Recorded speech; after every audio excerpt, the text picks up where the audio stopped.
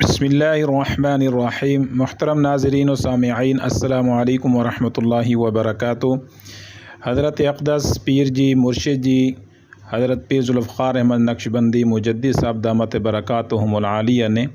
एक अमल बताया है जो सैयदना अलीजुल मुर्तज़ा रज़ी अल्लाह तआला अन्हु की तरफ मंसूब भी है। और हज़रत पीर अक़दस हज़रत पीर ज़ुल्फ़िकार साहब ने इस हवाले से जो मुकम्मल तफसील बयान की है उसे भी तवज्जो के साथ सुनें और इस वजीफ़े के फ़वाइद सुनें,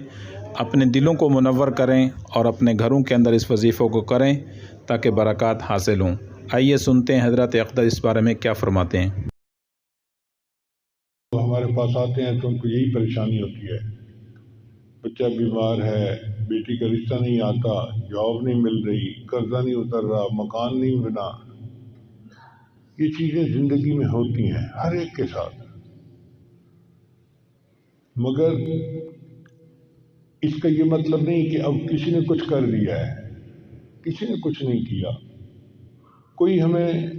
तकलीफ नहीं पहुंचा सकता जब तक कि अल्लाह ताला ना चाहे, और कोई हमें नफ़ा नहीं दे सकता जब तक कि अल्लाह ताला ना चाहे। नफ़ा और नुकसान अल्लाह के इख्तियार में है, अब वो हमारा परवरदिगार है और हमें इस बात की खुशी होनी चाहिए। हज़रत अली ने फरमाया करते थे, ए अल्लाह, मेरे लिए यही इज्जत काफ़ी है कि तू मेरा परवरदिगार है। मेरे लिए यही इज्जत काफ़ी है कि तू मेरा परवरदिगार है, और मेरे लिए यही फ़ख्र काफ़ी है कि मैं तेरा बंदा हूँ। हम अल्लाह के बंदे हैं, इस बात पे हमें फ़ख्र होना चाहिए कि हमारा मालिक कितना अजीम है, कितना बड़ा है। चुनांचे हदीस मुबारक में एक दुआ आती है कि नबी अलैहिस्सलाम पर जब कोई परेशानी मुसीबत आती थी तो आप सल्लल्लाहु अलैहि वसल्लम एक दुआ मांगते थे, या हय्यु या क़य्यूम बिरहमतिका अस्तगीस। या हय्यु या क़य्यूम ये अल्लाह ताला के अस्माए गिरामी। तो या हय्यु या क़य्यूम बिरहमतिका अस्तगीस, ए अल्लाह अपनी रहमत के साथ मेरी मदद फरमा। जब बंदा अल्लाह को मदद के लिए पुकारेगा तो अल्लाह ज़रूर मदद फरमाएंगे। अब आप बताएं, क़यामत के दिन ऐसा मुमकिन है कि कोई बंदा ये कहे, या अल्लाह,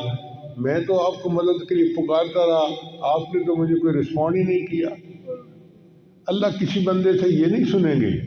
कि जी मैंने पुकारा था और मुझे तो जवाब न मिला। अल्लाह ताला है, वो ज़रूर रिस्पॉन्ड करता है, ज़रूर जवाब देता है, ज़रूर बंदे की ये मदद फरमाता है। हमें मांगना नहीं आता।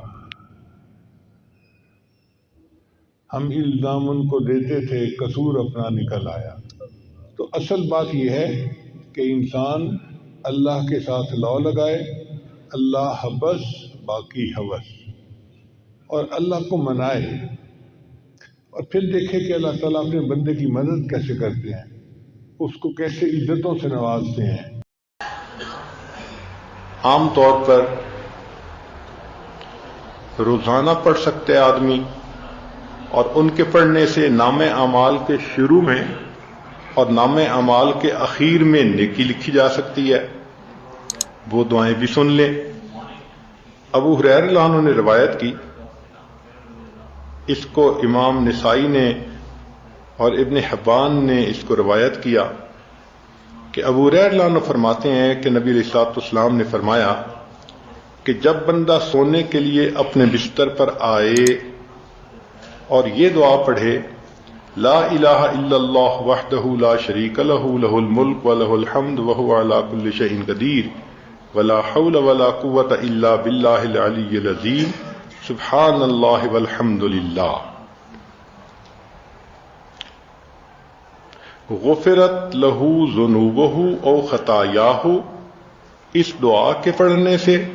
उस बंदे के गुनाह और खताएं माफ कर दी जाती हैं। व इन कानत मिस्ल ज़बदिल बहरी व फी रिवाया वलौ कानत अक्सर मिन ज़बदिल बहर, अगरचे उसके गुनाह समुंदर की झाग के बराबर क्यों ना हो, और एक रवायत में है कि समुंदर की झाग से भी ज्यादा होंगे, फिर भी उसके गुनाह माफ कर दिए जाएंगे। तो अब इस दुआ को पढ़ना زندگی کا معمول بنا لیں۔ کس قدر آسان ہے اللہ رب العزت کی نعمتوں کو لینا۔ چنانچہ ایک دوسرا عمل بھی ہے، وہ بھی لیٹتے وقت کیا جاتا ہے۔ یک نہ شد دو شد، ایک نہیں بلکہ دو عمل۔ چنانچہ ابو سعید خدری رضی اللہ تعالیٰ عنہ روایت کرتے ہیں، کنز المال میں یہ حدیث مبارکہ ہے کہ جب کوئی بندہ لیٹنے کے لیے اپنے بستر پہ آئے اور پڑھے استغفر اللہ الذی لا الہ الا هو الحی القیوم واتوب الیہ 3 مرات، 3 مرتبہ یہ پڑھ لے، غفرت لہ ذنوبہ، اس کے گناہ معاف ہو جاتے ہیں، وَإِن كَانَتْ مِثْلَ زَبَدِ الْبَحْرِ، اگرچہ وہ سمندر کی جھاگ کے برابر ہوں، وَإِن كَانَتْ عَدَدَ وَرَقِ الشَّجَرِ، اگرچہ ساری دنیا کے درختوں کے پتوں کے برابر ہوں، وَإِن كَانَتْ عَدَدَ رَمْلٍ عَالِجٍ، اگرچہ ساری دنیا کی ریت کے ذرات کے برابر کیوں نہ ہوں، اللہ سب کو معاف فرما دیتے۔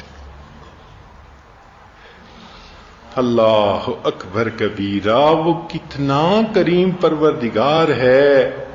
کہ جس نے اپنے بندوں کو بخشنے کے لیے کیا کیا آسانیاں پیدا کر دی ہیں کہ 3 مرتبہ یہ استغفار پڑھ کر انسان کے سارے گناہ معاف ہونے کی بشارتیں۔ اور اب ہمیں یہ احساس ہوگا کہ ہم کتنے نالائق ہیں اور کتنے بے وقوف ہیں کہ زندگی کا اتنا عرصہ ان دعاؤں کو پڑھے بغیر ہم نے گزار دیا۔ ان پیراللڈ لاس، بہت بڑا نقصان کر لیا۔ ہمیں واقعی اس پہ بہت شرمندہ ہونا چاہیے اللہ کے سامنے، اور بہت افسوس کرنا چاہیے، اور آئندہ اس چیز کی امپورٹنس کو دل میں بٹھا کے ان اعمال کو باقاعدگی سے کرنے کا اہتمام کرنا چاہیے۔ اچھا، یہ دعائیں تو 2 ایسی تھیں کہ لیٹتے وقت بندے نے پڑھ لی، تو اس کا مطلب یہ کہ جو صفحہ زندگی ہوگا اس کے آخر پر اچھائی لکھی ہوئی ہوگی۔ اب جب انسان کی آنکھ کھلتی ہے تو زندگی کے صفحے کی ابتدا ہوتی ہے، اس وقت کی بھی دعائیں بتائی گئیں۔ چنانچہ نبی علیہ الصلوۃ والسلام نے ارشاد فرمایا کہ جو بندہ بیدار ہو اور بیدار ہوتے وقت وہ یہ پڑھے لا الہ الا اللہ وحدہ لا شریک لہ،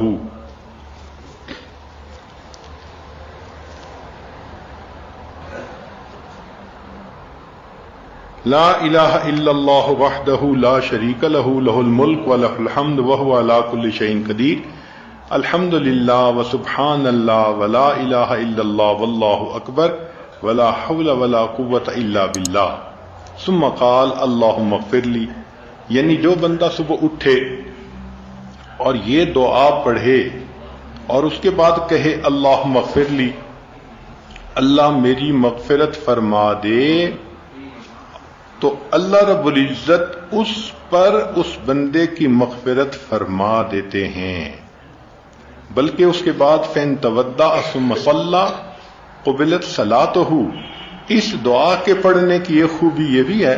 کہ اگر اس کے بعد اس نے وضو کیا اور فجر کی نماز پڑھی تو اللہ اس کی نماز کو بھی قبول فرما لیتے ہیں۔ تو دیکھیں، نام اعمال کے شروع میں بھی آپ نیکیاں لکھوا سکتی ہیں، اور عجیب مزے کی بات کہ درمیان میں بھی، نیند کے درمیان میں جب بندہ کروٹ لیتا ہے تو کئی مرتبہ آنکھ کھلتی ہے، تو جب آنکھ کھلتی ہے تو اس وقت بھی کچھ پڑھنے کے الفاظ ہیں، اگر ان الفاظ کو پڑھ لیں تو اس پر بھی اللہ رب العزت کی طرف سے مغفرت، اللہ رب العزت کی طرف سے اس پر بھی بندے کے گناہ معاف ہوتے ہیں۔ اب کروٹیں بدلتے ہوئے آنکھ کا کھلنا یہ تو معمول کی بات ہے، کتنی مرتبہ انسان سردی کے موسم میں کمبل ٹھیک کرتا ہے، رضائی ٹھیک کرتا ہے، اپنی کروٹ بدلتا ہے، ایک طرف سے دوسری طرف ہوتا ہے، تو کروٹ بدلتے ہوئے دعا کرنا. سبحان اللہ. عبداللہ بن عمر لانو نے اس کو روایت کیا کہ جو بندہ قال ہی نہ یتحرک من اللیل، کہ جو بندہ رات کو سویا ہوا کروٹ بدلے اور 10 مرتبہ کہہ دے بسم اللہ و سبحان اللہ و آمنت باللہ و کفرت بالطاغوت، تو ان کے پڑھنے سے اللہ رب العزت اس کے گناہوں کو بھی معاف فرمائیں گے اور ہر اس چیز سے محفوظ فرمائیں گے جس کا خوف اس کے دل میں ہو. ذرا توجہ کیجئے گا، یہ بہت بڑی نعمت ہے مشکل کام کہ نیند ہوتی ہے تو اس وقت تو بندہ چاہتا ہے کہ بس میٹھی نیند لے لیں اور دوبارہ آنکھ لگ جائے، تو اس وقت جو جاگنا ہے وہ مشکل معاملہ ہوتا ہے کچھ پڑھنا، لیکن اس وقت کے پڑھنے پر اجر بھی وہ ملا کہ جو اجر عام دعاؤں پر نہیں ملتا. کیا کہ آپ کے دل میں کتنی باتوں کا خوف ہوتا ہے، میاں نہ ناراض ہو جائے، اولاد نہ فرمان نہ بن جائے، بیٹی کے انداز بدلے ہوئے ہیں اللہ اس کی حفاظت فرمائے، ساس آج کل بہت ناراض ہے اللہ اس کو راضی کر دے، یا میرے خاوند کا کاروبار نہیں چل رہا تو تنگ دستی کا خوف. جو خوف دل میں ہے، یا فلاں مجھ سے بہت حسد کرتی ہے وہ مجھے کوئی نقصان نہ پہنچا دے، یا ہمارے گھر میں چور نہ آ جائیں، ڈاکو نہ آ جائیں، عزت کے لٹیرے نہ آ جائیں، یہ کتنا قسم کا خوف ہوتا ہے. تو حدیث پاک میں فرمایا کہ کروٹ بدلتے ہوئے اگر یہ عمل کر لیں گی تو جس چیز کا خوف دل میں ہوگا اللہ تعالیٰ اس خوف کو ختم فرما دیں گے. سبحان اللہ. کتنی بڑی نعمت اللہ رب العزت نے عطا فرما دی کہ کروٹ لینے پر وہ نعمت مل گئی کہ سارے گناہ ہی اللہ نے معاف کر دیے، اور جو خوف دل میں لگا ہوا تھا اللہ رب العزت نے وہ خوف بھی دل سے نکال دیا. لمبی چوڑی اپنی تسبیحات کرنے کی بجائے ہم وہ کام کیوں نہ کریں جو اللہ کے حبیب صلی اللہ علیہ وسلم نے بتلایا کہ جس پر گناہ معاف ہوتے ہیں. چنانچہ حدیث مبارکہ میں آتا ہے دوسرا عمل کروٹ لیتے ہوئے، اس کو انس رضی اللہ عنہ نے روایت کیا اور ابن سنی نے اپنی کتاب میں اس کو نقل کیا. فرماتے ہیں کہ جب کوئی بندہ دائیں یا بائیں کروٹ لے ثم یقول، پھر کہے اشہد ان لا الہ الا اللہ وحدہ لا شریک لہ لہ الملک ولہ الحمد یحیی ویمیت وہو حی لا یموت بیدہ الخیر وہو علی کل شیء قدیر، تو جو بندہ کروٹ لیتے ہوئے یہ کہتا ہے یقول اللہ عز وجل للملائکہ، اللہ رب العزت ملائکہ سے فرماتے ہیں انظروا الی عبدی، میرے بندے کو دیکھو کہ اس وقت بھی یہ مجھے نہیں بھولا، لا ینسنی فی ھذا الوقت اشہدکم انی قد رحمتہ، میں فرشتوں تمہیں گواہ بناتا ہوں کہ میں نے ان پر رحمت فرما دی، وغفرت لہ، اور میں نے اس بندے کی مغفرت فرما دی. سبحان اللہ. کروٹ لیتے ہوئے ایک مرتبہ پڑھنے پر اللہ فرشتوں کو گواہ بناتے ہیں کہ میں نے اس بندے کے گناہوں کی مغفرت فرما دی. اللہ اکبر کبیرہ. تو یہ تو اللہ رب العزت کا کرم ہے اور احسان ہے کہ رب کریم نے ہمارے لیے اس طرح راستے کھول دیے کہ ہم آسانی سے اپنے گناہوں کی مغفرت کروا سکتے ہیں. اور اب 2 باتیں اور ہیں، مختصر سن لیجئے کہ اس کو طبرانی نے روایت کیا، حضرت معاذ رضی اللہ عنہ اس کے راوی ہیں، فرماتے ہیں کہ جو بندہ اللہ رب العزت سے اس حال میں ملے کہ وہ اللہ سے حسن ظن رکھتا ہو، مغفرت کی امید رکھتا ہو،